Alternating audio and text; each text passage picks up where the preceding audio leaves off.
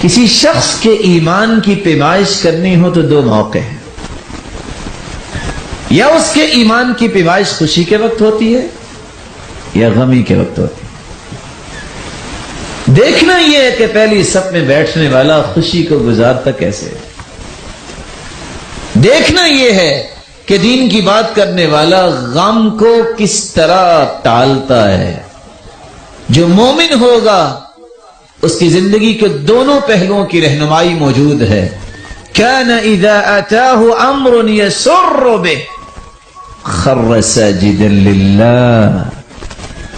اللہ کے رسول صلی اللہ علیہ وسلم کو جب خوشی آتی تو آپ دو کام کرتے، زبان سے کہتے الحمدللہ الذی بنعمتی تتم الصالحات، اللہ تیری ہی رحمت سے مجھے خوشی ملی، اور دوسرا کام فوراً اللہ کے سامنے سجدہ ریز ہو جاتا۔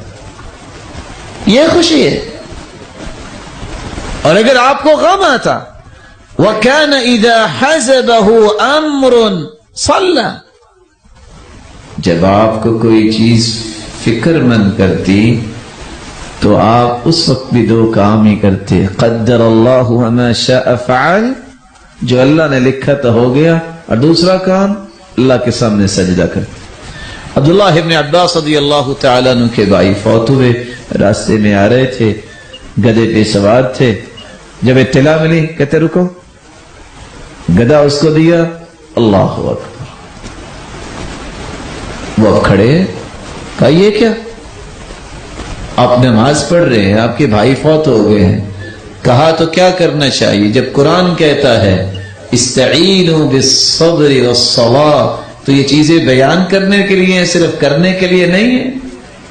میں تو اپنی قوت کو مضبوط کرنے کے لیے نماز پڑھ رہا ہوں، کیونکہ قرآن کہتا ہے صبر کیسے آئے گا؟ نماز پڑھو۔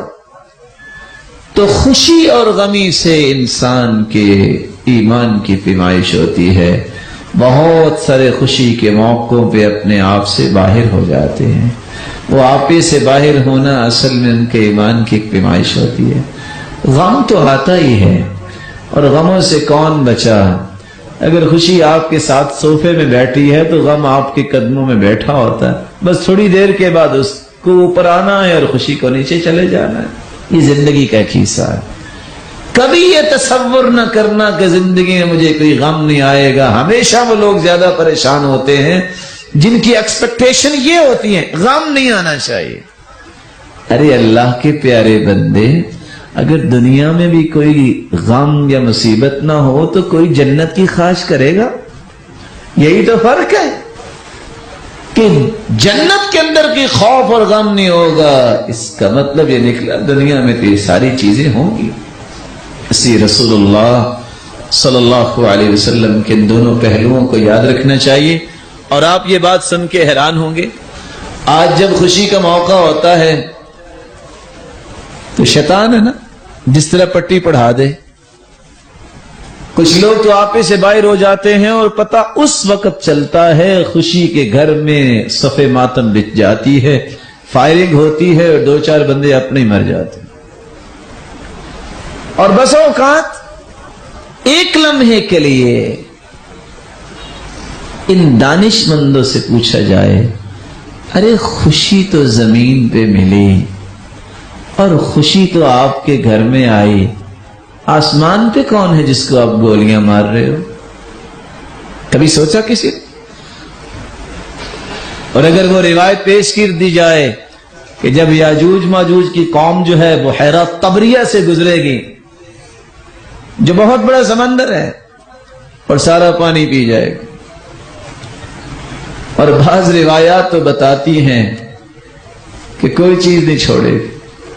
جب وہ دنیا میں کہے گی کہ سب کو مار دیا ہے تو پھر تیر وہ آسمان کی طرف پھینکیں گے، اللہ ان کو بھی خون لگا کے نیچے پھینکیں گے، کہیں گے آسمان والے بھی سارے مر گئے ہیں۔ تو یہ کام کن کا ہوا؟ یہ تو بڑی دیر بعد ابھی یاجوج ماجوج نے آنا ہے۔ اللہ ہم سب کو اس سے پہلے اپنے پاس ایمان کی حالت میں لے جائے، ہم کمزور لوگ ہیں، دجال کے فتنے سے ہمیں محفوظ فرمائے۔ خوشی کے موقع پہ کہیں الحمدللہ، سبحان اللہ، اللہ تو نے کتنی خوشیاں دی، اللہ آپ کو اور خوشیوں سے نوازے، وہاں اللہ کی نافرمانی تو نہیں کرنی چاہیے۔ من علیہا فان